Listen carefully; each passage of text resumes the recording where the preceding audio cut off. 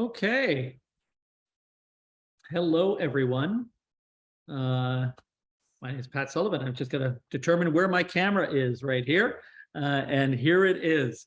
And let me just get my my script up here so that we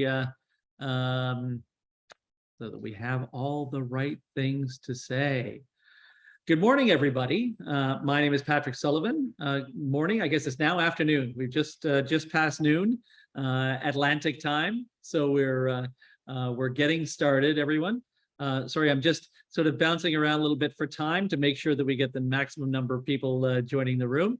My name is Pat Sullivan. I'm the CEO, President and CEO of the Halifax Chamber of Commerce, and very happy to have you here during Small Business Week, the most important week of the year. And welcome to our final event of the week. We've had a great week celebrating all the amazing small businesses in Halifax. Pierre and I were just talking about restaurants in Halifax, and I had promised that I will put a link up to a magazine article on some great restaurants. If anyone else has great restaurants, you can put those up there as well for Pierre's next visit. Although it's great to see him on camera, it would be even more wonderful to see him in the city. You may or may not know that the Chamber of Commerce in Halifax represents more than 1,800 members, and more than 85% of those members are small businesses. Coming out of this pandemic, our member businesses needed really a clear roadmap on how to achieve success and growth. And today's topic is on just that, a roadmap for small to medium-sized enterprises and how they can keep more money in their businesses. Although I suspect Pierre will be able to open this up a little bit as we get into our questions. Today, we're joined by BDC's Vice President of Research and Chief Economist, Pierre Cléroux. Thank you to everyone who submitted questions to our presenter. We have some of them here. When we get to the Q&A, please feel free to type any other questions into the chat box. Welcome, Pierre, and thank you very much for joining us, and over to you. Thank you, Pat. Good afternoon, everybody. I'm just going to share my screen.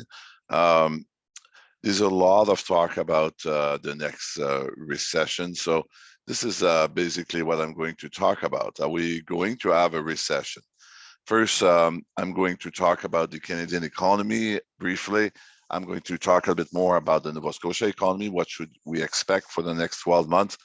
And in the last part, I'm going to talk about the three challenges that are the most common for businesses, and one way, at least, to improve or to help us with dealing with that.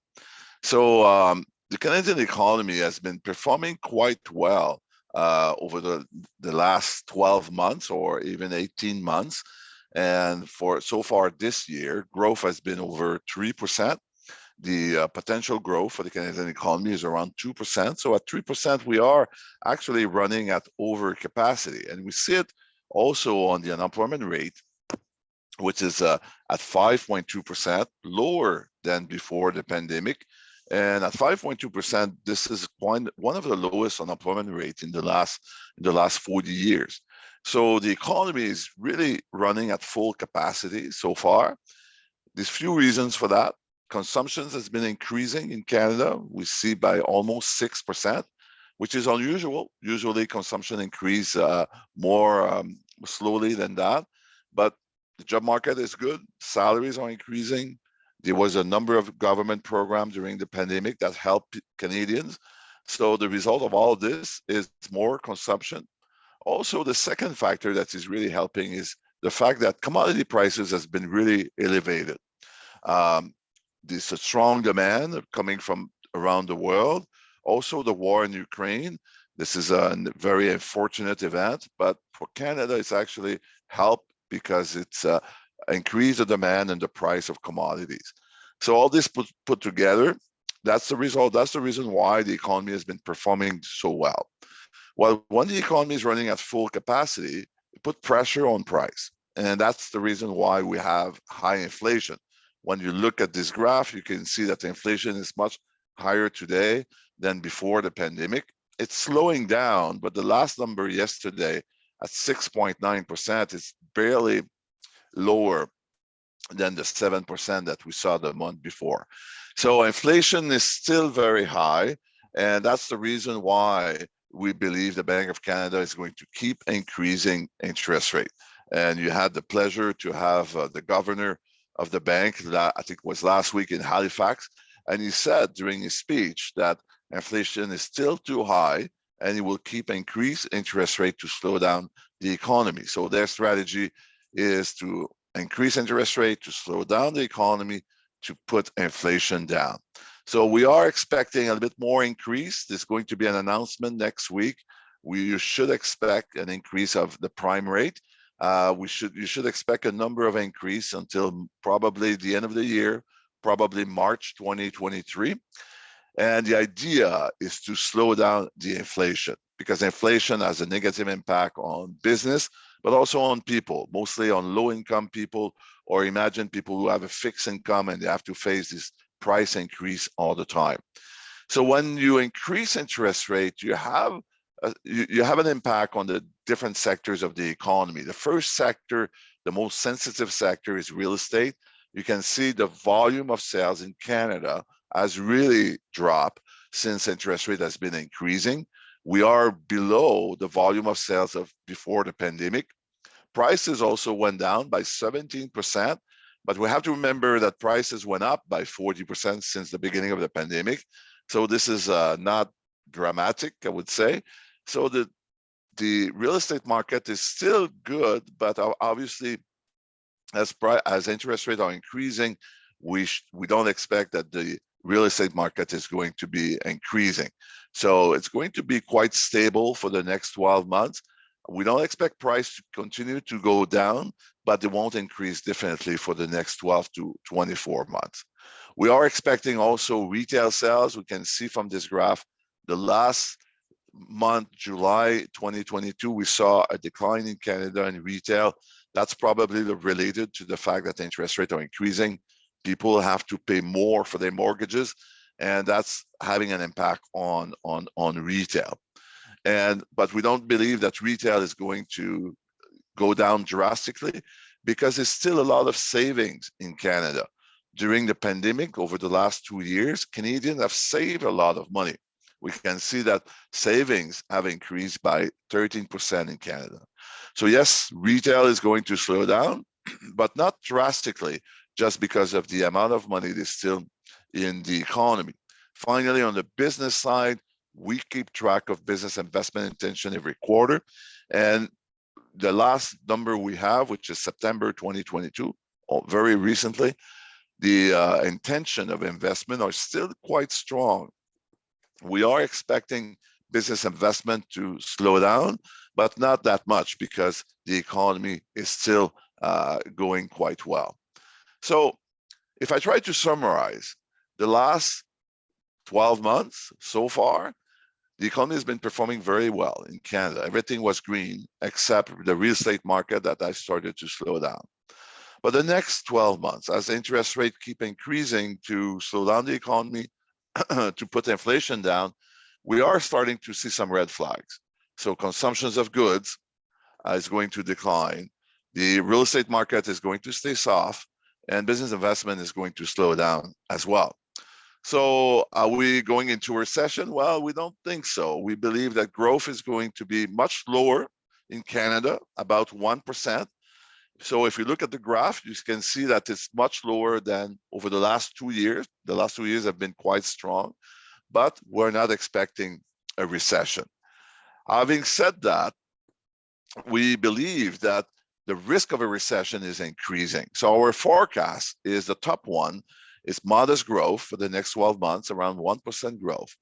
But the risk of recession is increasing, and there's two risks that we are following.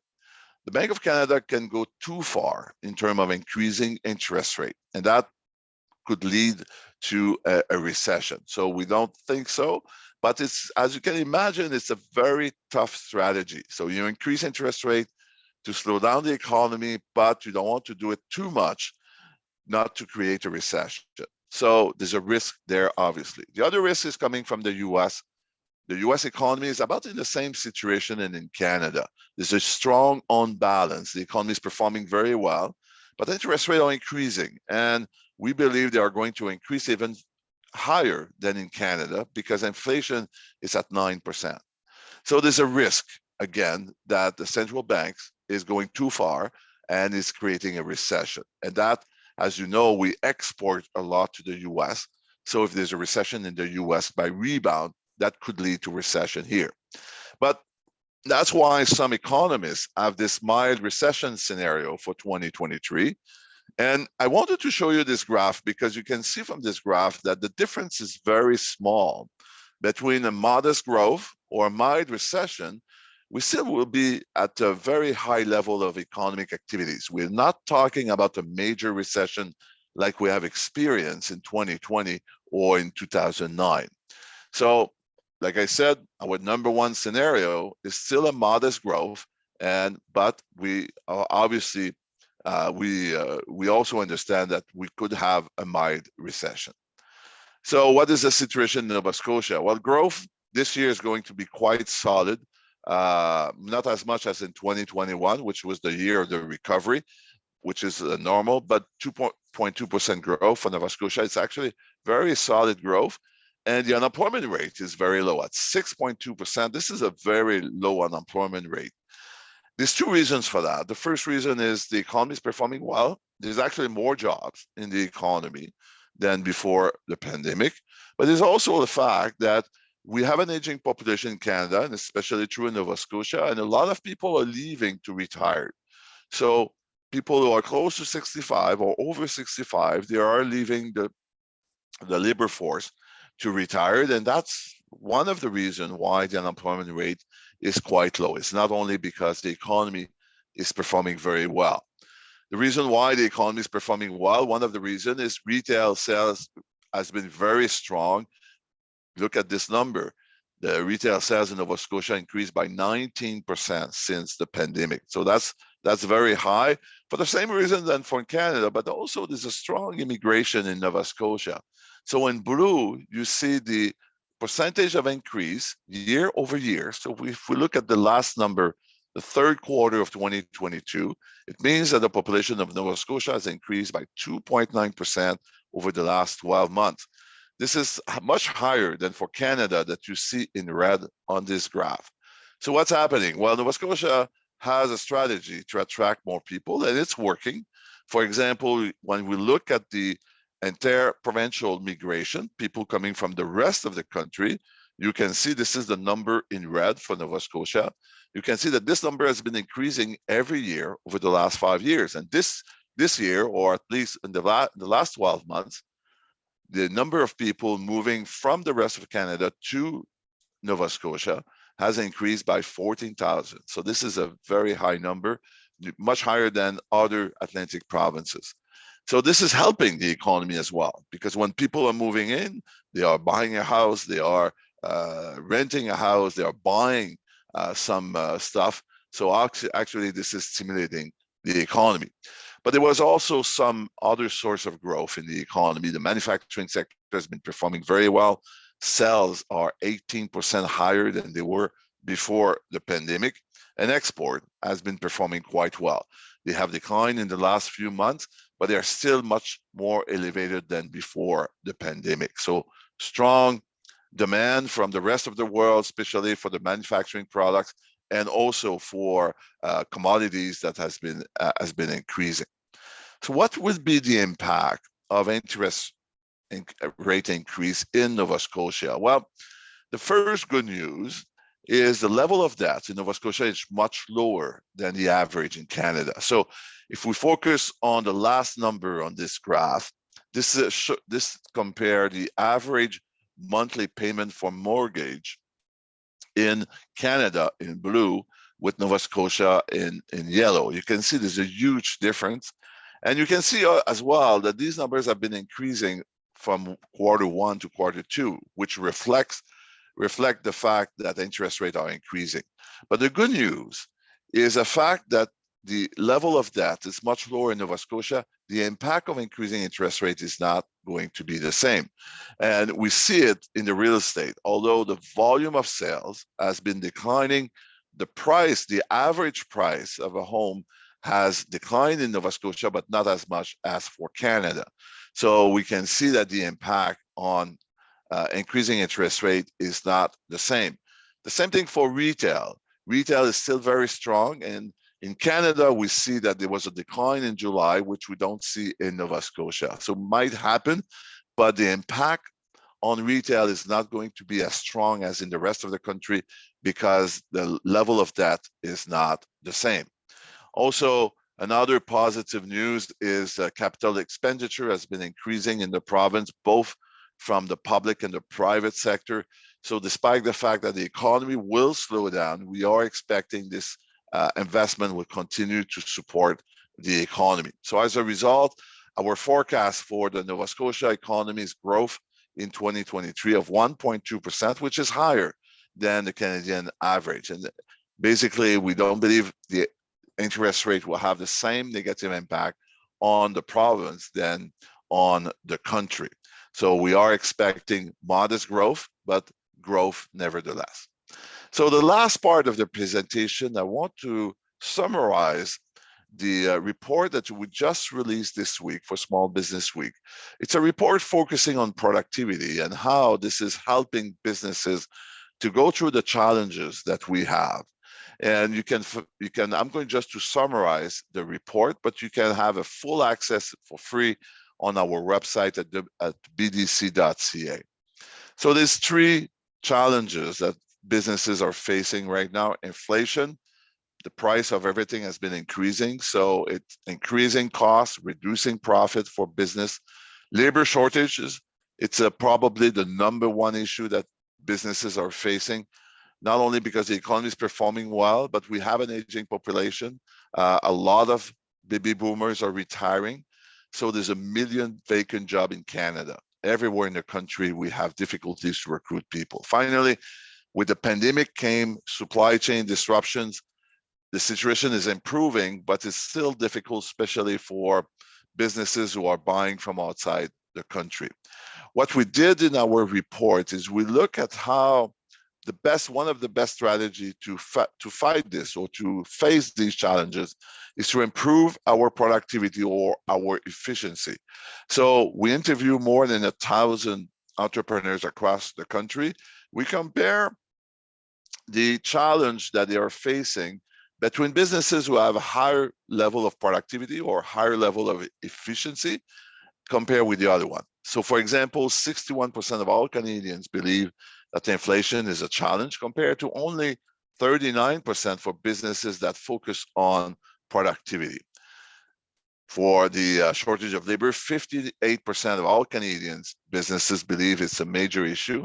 Only 40% for business who have a higher level of productivity. And the difference is about the same for supply chain disruption. So what we realize that businesses who are investing to increase their productivity, or productivity, it's another word for efficiency. So that's productivity. The definition is the revenue, the total revenue of your business on your total payroll. So it's a measure of efficiency. So if you are more efficient, your ratio is going to be lower. So what we find in the first part of the report is that businesses who are more efficient, they have an easier time to deal with these challenges. In the second part of the report, we didn't do a survey. We look at the actual numbers of 1 million Canadian businesses in Canada. We split this group in two different groups. The first one is the 10% most productive.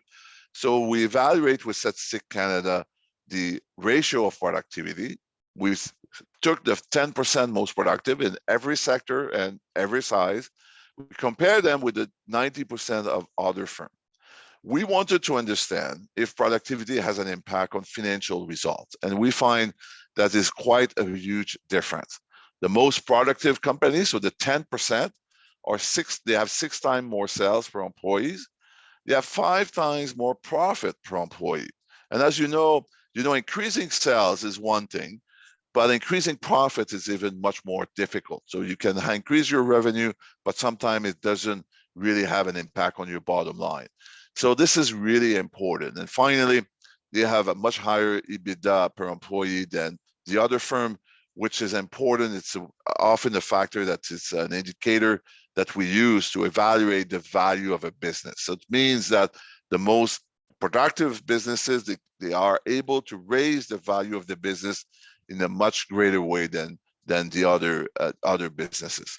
So we can see that productivity has a great impact, not only on facing the current challenges, but also on financial results. So how can we do better? Well, we have a strategy in 4 steps. We have quite a team at BDC. We call it the advisory team. They help a lot of entrepreneurs across the country to become more efficient. And we have this 4 steps. First, you have to measure yourself. Second, you have to optimize what you're already doing. Third, you have to invest in technology. And finally, you have to keep improving. So the first step is to measure yourself. We all believe we are running our shop the most efficient way as possible. You know, if you ask me, if I manage my team the way I'm doing it, it's because I believe it's the right way to do it. But when you compare yourself, when you benchmark yourself with other similar businesses, you can really find if you are doing well or not. So this tool is free, and you can find it at bdc.ca. You can compare your performance with every other business in your sector. So we have 1 million firms coming from Statistics Canada data inside the tool. So you just have to key in 3 numbers: total payroll, total revenue, total profit. The system in only a few seconds is going to give you where you are, your position compared to other businesses in your own sector. So if you're a champion, if you are at the top, well, that's great. And you can relax, maybe have a glass of wine, a glass of beer. If you're in the average or below the average, you should definitely do something about it. Second step is to try to optimize what you already do. And our team of experts in the advisory services, they came up with this map, which I really like. This 8 common source of waste inside any business. Sometimes it's overproduction. Sometimes in some part of the process, there's a lot of waiting time. Transportation could be an issue. Inefficient operation, which is a big issue in every sector of the economy. The non-quality, so the rework that people have to do.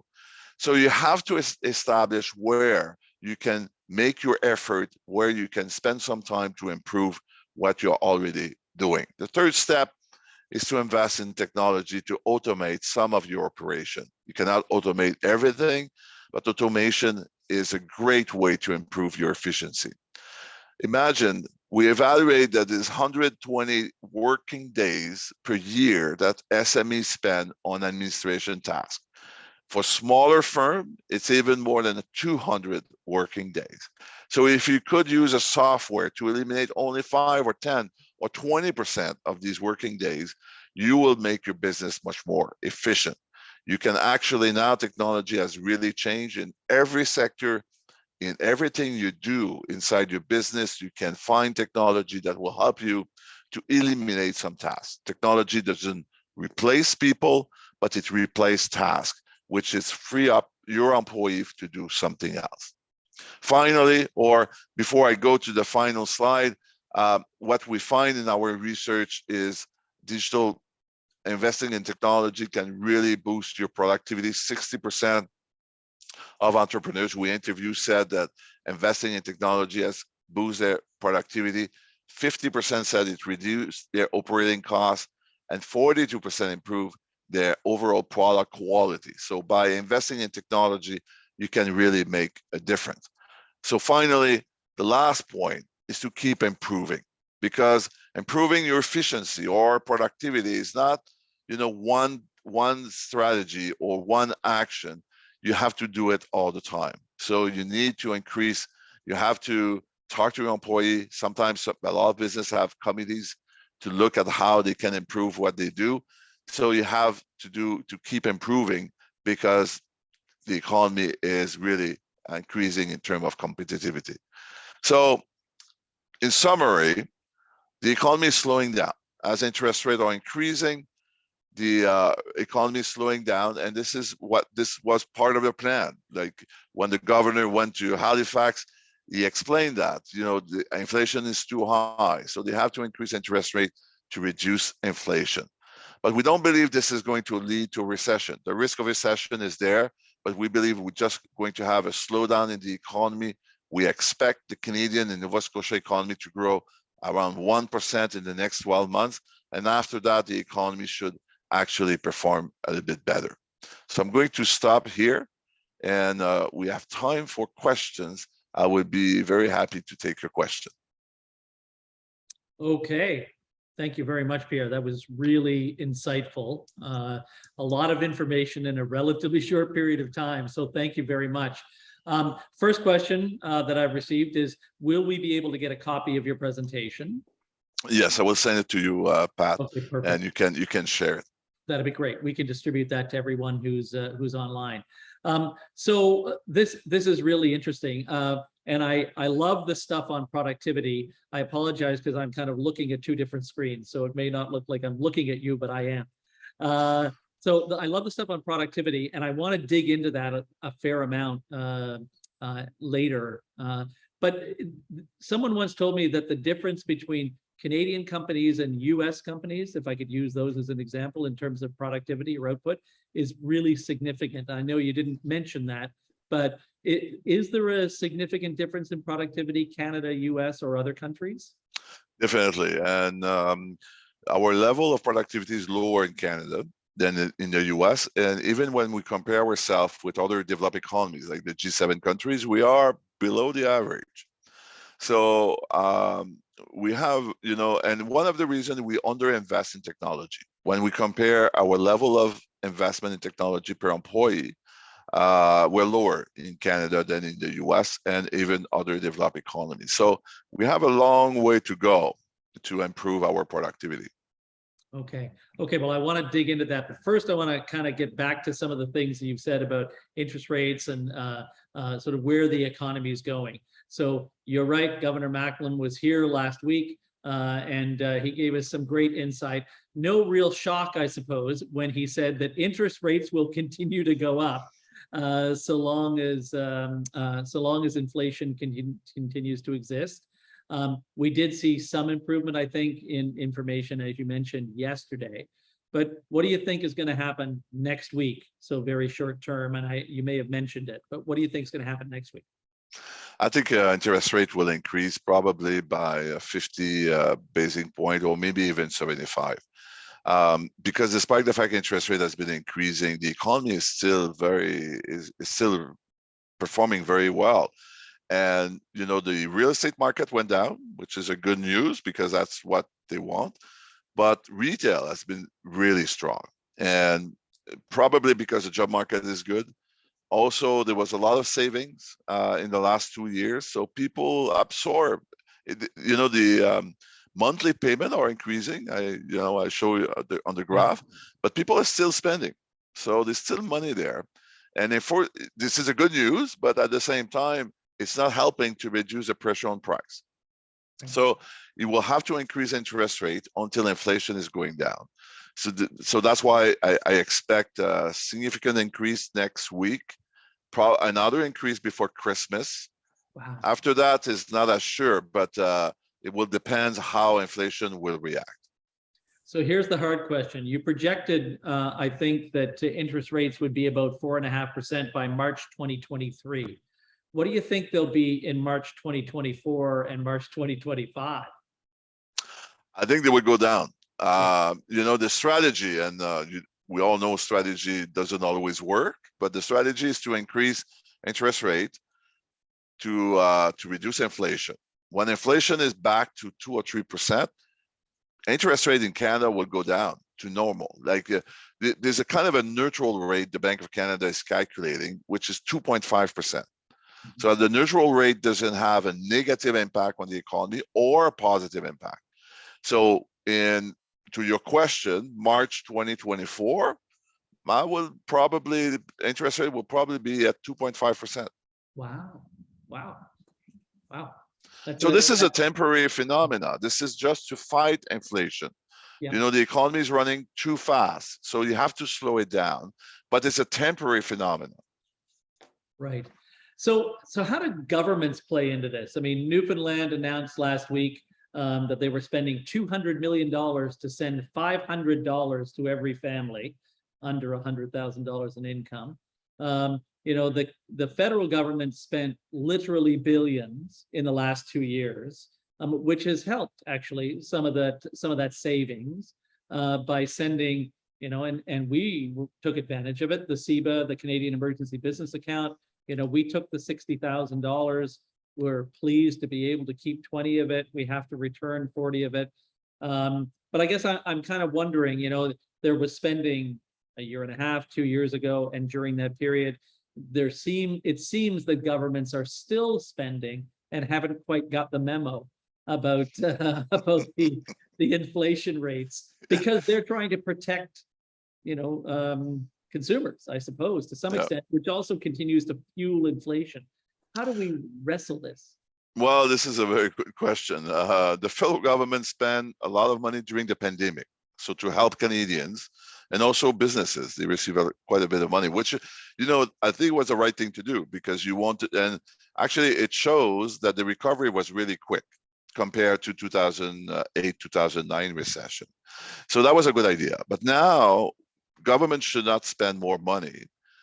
Because, like you said, if you give money to people, you stimulate retail, you stimulate the economy, and now we're trying to slow it down. So interest rates are increasing to slow down the economy. So governments shouldn't do anything to make the economy go faster. Having said that, inflation has quite a negative impact, especially on low-income people and people with a fixed income. So I understand why government want to help, but they should really limit their help to the one who really need the support. So you have to be careful at this point to spend money, because you stimulate the economy in a context where the Bank of Canada is trying to slow down the economy.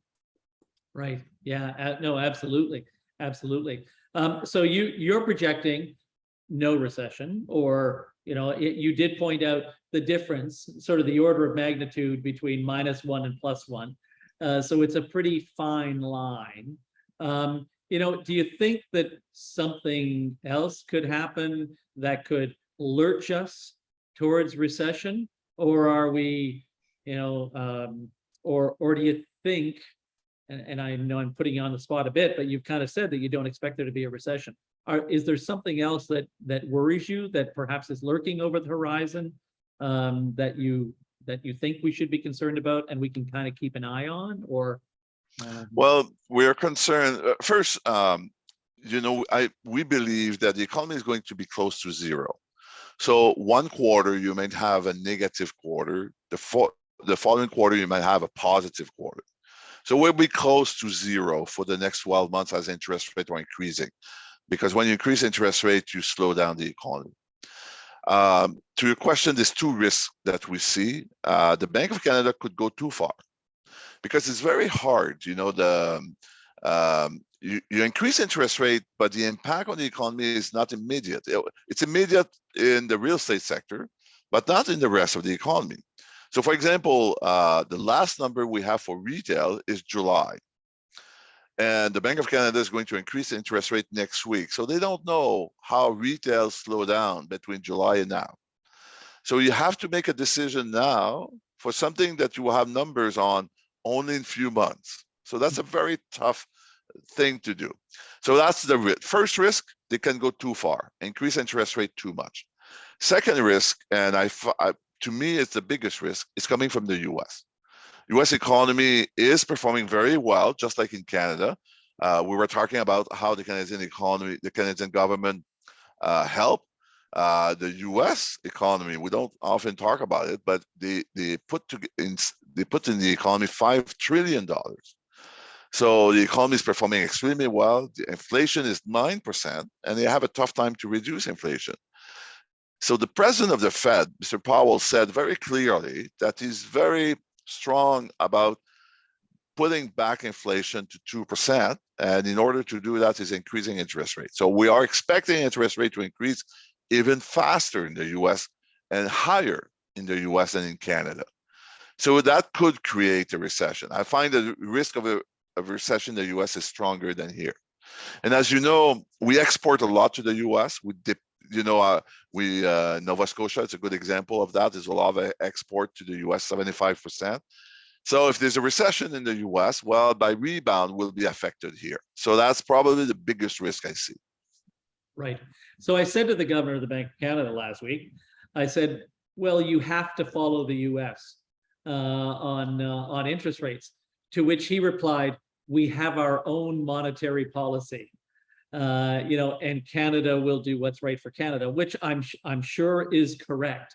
At the same time, to your point, to some extent, we have to follow the US, right? I mean, yes and no, because I think the impact of increasing interest rates would be bigger in Canada than in the US because our debt level is higher.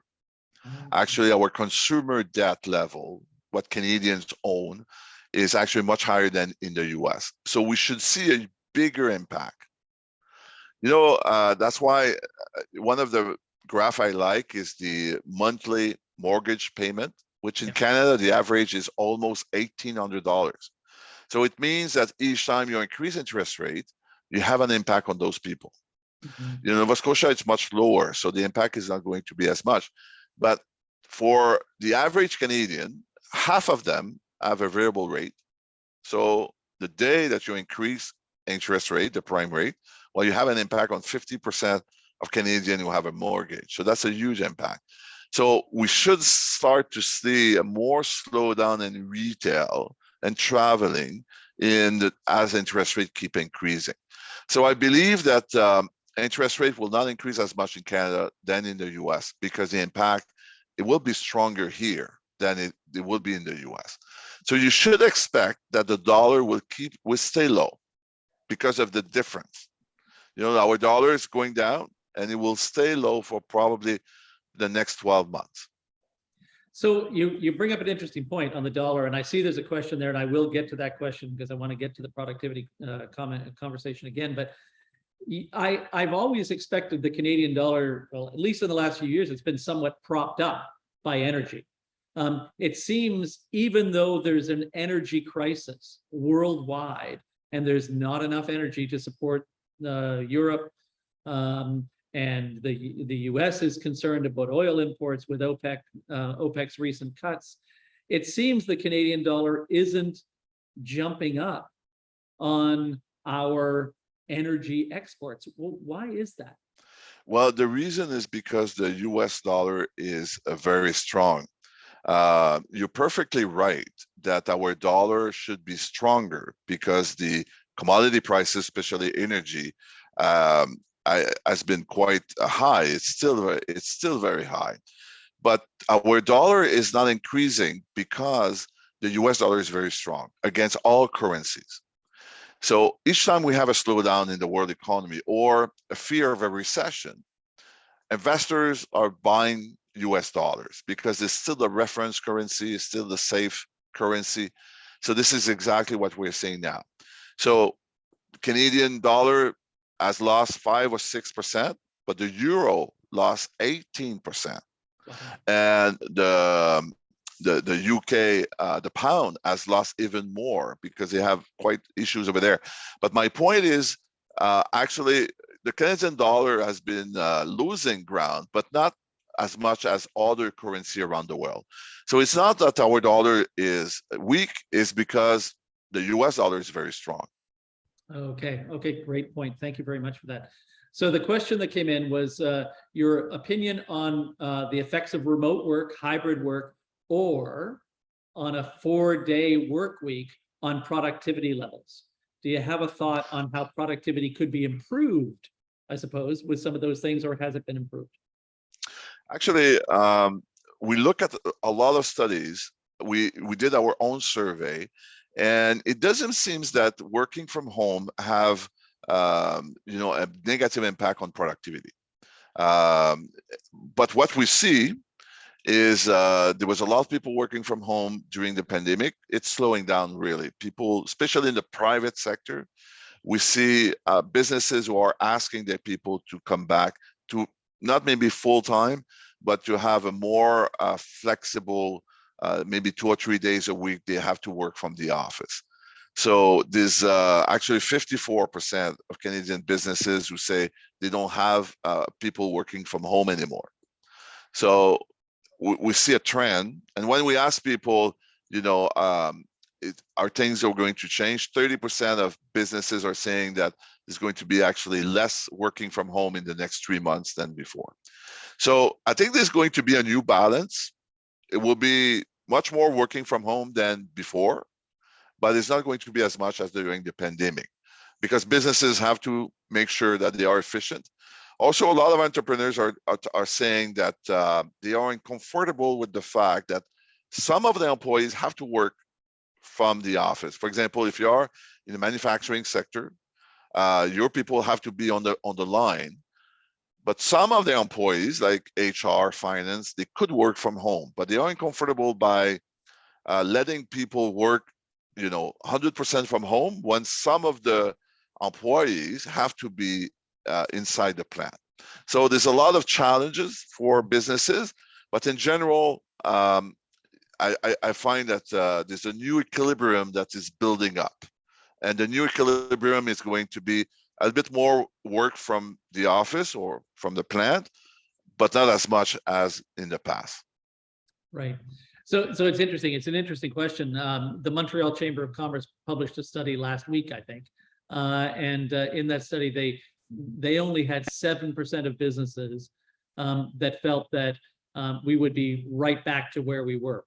So their suggestion was that the businesses are saying there will be some hybrid effect. It will likely return to majority in the office, but some hybrid effect. And it's interesting you bring up the disparity between in a manufacturing facility, for instance. I've heard the same thing from businesses who are saying that employees are becoming increasingly concerned because some of them have to be in the office or the plant, if you will, and some of them don't. And it's starting to create issues inside the organization. So I don't think it's reflected in productivity, to be honest. But one thing that we see that is it's reflecting on smaller businesses in big downtown area.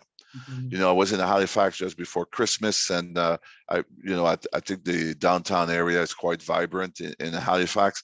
But when you go to Toronto or Montreal, the fact that there's a lot of white collar workers, a lot of them are still working from home, and this is really, the economy has been recovering, but the for business, like the service side of the big downtown area, they're still really struggling because not a lot of people are back, and a lot of these businesses lost a lot of business because of that.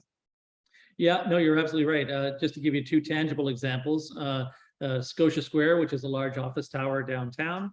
I think BDC may be in Scotia Square, but anyway, down there, the one of the small restaurants in the mall closed recently, and their concern was that people just haven't come back to the office. The TELUS store, which sold phones and subscriptions, has left the mall. So it's interesting. There is a continuing change. Getting back to productivity, it's interesting. I mean, there really does seem to be a change in mix, and I'm going to go in a slightly different direction, but my wife and I are trying to replace the doors in our house. So we have old panel doors. We're trying to replace the doors. We're trying to get handles to open the doors. We can't find anyone that stocks the handles that we desire anymore. There's a real change to, you can see one of them, but the rest of them from large organizations in the area, you can find them online. So there's it seems to be a greater offering of online versus in-store to rationalize their offering in the store. And I guess I'm kind of wondering, again, getting back to productivity, if that could help to improve Canada's productivity, to have a more rational or a smaller number of stock keeping units in a store, have more online, ship them out in a shorter period of time. I guess I don't know if that's a productivity improvement, but what do you think? Is that what's happening in the US or? Yeah, I think that's what's happening. That's where we're going into, and it's one of the reasons is the shortage of labor. So we Mhm. see that stores are not as open as before the pandemic, and one of the reasons is they have difficulties to find people. So they try to bring the consumer more online because it's a more efficient way to serve consumers. So we're going to see that more and more, and you're going to see much more automation in every sector, including the retail. So what is coming in Canada is it would be the norm in the next 5 years to go to a store and to pay directly with a cash, automatic, automatic automation in terms of the cash register, because it's so hard to hire people and salaries have been increasing. The cost of hiring has been increasing. So you will see that more and more in retail, grocery store, drug stores, where you will pay directly to a machine instead of a person. So that's it's increasing efficiency, and it's really related to the fact that we have a shortage of labor. So that's a great point. I read about a store, Canadian restaurant that is sort of one of those in mall restaurant chains, and they were going to put the folks from the Philippines on a screen, and you could speak to the person in the Philippines to take your order Wow. for the restaurant, and then your order would be delivered to you. So I mean, you make a great point about that increased productivity. Halifax's unemployment rate is down to 5.4%, which is a historical low.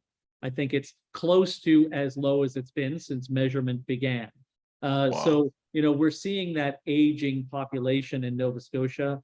Many people will reach 65. Not that they have to stop working, but they may stop working after 65 or soon after that.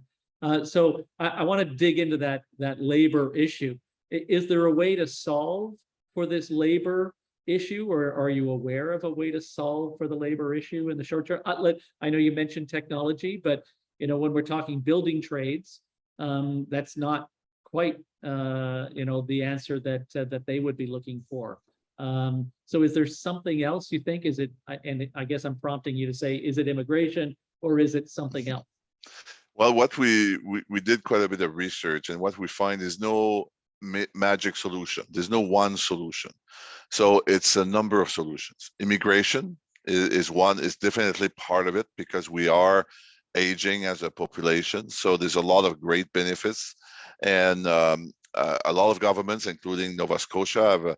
Last time I was in Nova Scotia, in Halifax, actually, I heard the premier talking about how he wants to increase the population of Nova Scotia. So I think that's the right direction. That's the right strategy. But it's not going to be enough, because there's so many people leaving the job market because they retire, just like you said.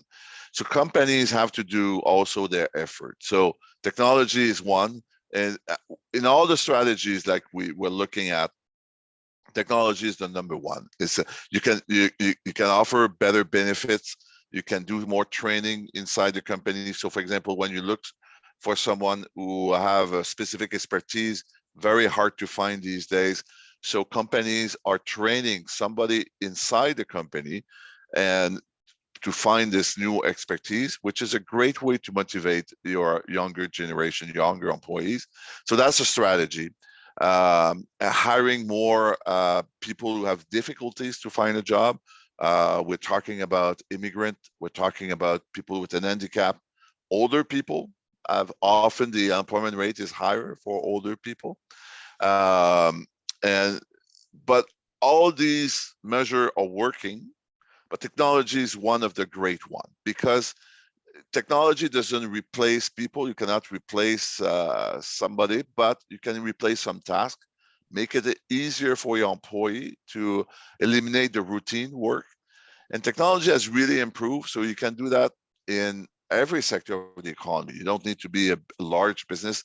You can have, for example, a good example is restaurants. Now you can make appointment directly online, I met a client, she has just an hairdresser salon, very small business, but she realized that people make their appointment directly online.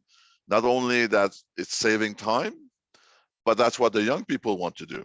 They don't want to call anymore. They want to go directly online to do that. I met another client, which I find is a great example, is a drugstore, two pharmacists, the husband and wife, very small business. They couldn't find a technician to prepare the prescription. So they bought this machine. It's a pill sorting machine. And like they said, it's actually doing a great job. Doesn't make any mistake, which is important when you prepare a prescription. So this is a great, technology is a great way to improve, not to replace people, but to replace some tasks. So in a context where thousands of people are leaving the job market to retire, it's a great strategy to help. Well, and I think you put it a great way just a moment ago. You said it's not to replace people. We can't find the people, right? The people don't exist. So you're trying to replace, I suppose, the job, or replace the need for the job by utilizing the technology to let the people do something else. Exactly. Yeah, I want to come back to your performance benchmarking tool. So that BDC has. So, and not having done it, I was just trying to bring it up. So I'm going to share the screen actually, because I thought it looked really good. So I think you can see the performance benchmarking tool. So yes, yeah, so this is amazing. And is there an output on that? I mean, would someone be able to? Now I'm going to try to stop the share, but would someone be able to do this and then perhaps get some advice from BDC to actually enable some of these changes? Yes. So first you have to key in three numbers: your payroll, total payroll, your revenue, and your profit, and you will get two ratio: your productivity, which is total revenue on payroll, and the total profit per employee. And these numbers will be compared with all the business in your sector. So let's say you are in restaurant industry, you will be able to, the system will give you your position inside all the restaurants in Canada. And we are using the data from Statistic Canada. So we have all the data. We don't have the name, I want to reassure you. So we don't have the name of the companies, but we have all the data. So the system is going to compare yourself as an entrepreneur with everybody else. So that gives you a good indication. Like I said, you could be a champion, and that's great. But if you are average or below the average, well, you should really think about how you can improve. And depending on your result, you're going to get some reading, some suggestions about what you can do to improve. And if you want to go further, you can actually put your email and you will get more detailed information by somebody at BDC. So the first step, you don't even have to enter your email. It's all, you don't have to tell who you are, but you will get a good idea how you position your company. Right. Okay, that's great. That sounds really, really good. A question came in. Will an increase in interest rates reduce the demand for labor? It will, yes. The answer is yes. And it depends how much the economy is going to slow down. So we say our scenario is slow growth. We don't expect like the unemployment rate to increase much. But if we have a deeper recession, well, the number of jobs is going to decline. This is not what we believe is going to happen, but it could happen if we have a recession. But in our scenario, and most economist scenario, like slow growth or mild recession, well, not a lot. The level of job is going to stay pretty much the same. So it's not going to help much. It's interesting though. I mean, and I know you're aware of or would be concerned about kind of this wage price spiral that can happen when inflation takes hold.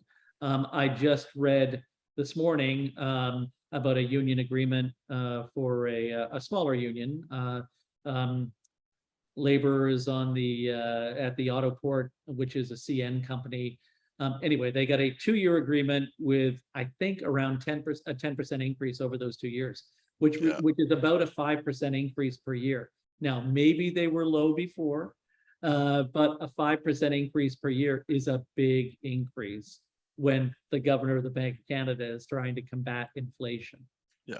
So are you concerned about, and I'm not going to blame unions because everybody would like to have salary increase, but are you concerned about, a sort of a salary increases that are going to track inflation more closely in the next year or so, that'll make it harder for inflation to come back down?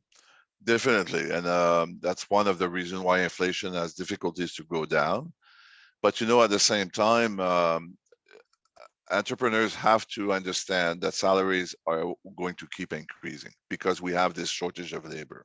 Mhm. So for the last 20, 25 years, we had a lot of labor, and salaries are typically lower in Canada than other developed economies. So if we compare ourselves to Europe, our salaries were much lower. For example, in the truck industry, in trade, our salaries are quite low. I think this time is over. I think even, after interest rates are going back to normal, because this aging population means that we will always have more jobs than people. So the pressure on salary is going to stay there. So that means that businesses will have to manage differently. Some business models might be different. And this is especially true for the lowest salary in our economy. So that's why we have to be prepared for that. Our cost structure just increased over the last 2 years, and it's not going to go down just because of the reality of the aging population in Canada. That's I think I would take away that as probably the most important point today. I know there were lots of important points, but that's a really, really important point because I think it speaks to, the performance benchmarking. It speaks to the productivity improvements that are needed to ensure we can go forward. Nova Scotia has always had an abundance of labor at a relatively low cost. People, and ourselves included, the chamber, we would post a job and we'd get 50 applications. We recently posted a job and we got far fewer than that. Far fewer. Now, of course, we got great candidates and we were lucky, but it's tougher, to find the right people. So I guess I'm going to leave it with a final question, which is, are you optimistic about the Canadian economy moving forward, or are you pessimistic? I'm optimistic, and I'll give you a few reasons. First of all, we have a great economy. We have a very diversified economy, which is always helping us when we have different cycles. So we have a strong commodity sector. We produce commodities across the country.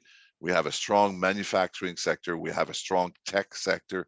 So we are really balanced, much more than other developed economies. Like if you compare Canada with France, Germany, United Kingdom, we're much more diversified, which is a great buffer for the different economic cycle. We also have a very good education system. I know, when we look at we often complain when we compare ourselves with other countries, we have one of the most educated population in the world. So this is really helping us in this era where technology has become much more important. So I'm very confident. And the biggest challenge we're going to have is on the labor side, because we have, an aging population. But the good news is we have the ability to attract people. People wants to live in Canada, and we have the capacity to have them. And I want to really mention that. I'm going to conclude on that. But Nova Scotia is actually a great example of integration. When we look in Canada, the unemployment rate of immigrants is higher than the non-immigrant, except in one place in Nova Scotia. And Wow. the way I understand is you do a much better job by integration. You have offices in different part of the province to make sure that people can be integrated to the job market. So you do a great job. So we have the ability to bring immigration to continue to support our country. So I think we have everything we need to continue to grow. That's great. Okay, well, thank you very much, Pierre. Really appreciate you being here and having all of the folks here who were able to listen. I'll look forward to getting your presentation and getting it out to everyone. I'm going to wrap it up there. Thank you very much, everyone. We still have one more event, which is actually next week, based on space availability. So we have our second annual Small Business Big Growth Summit next Thursday at Pier 21. And there are some tickets, not many, some tickets still available. Check out halifaxchamber.com/events to register. Again, happy Small Business Week. The webinar was recorded and will be available shortly on YouTube. Thank you very much, Pierre. Wonderful to see you again. And I'll send you the list of restaurants.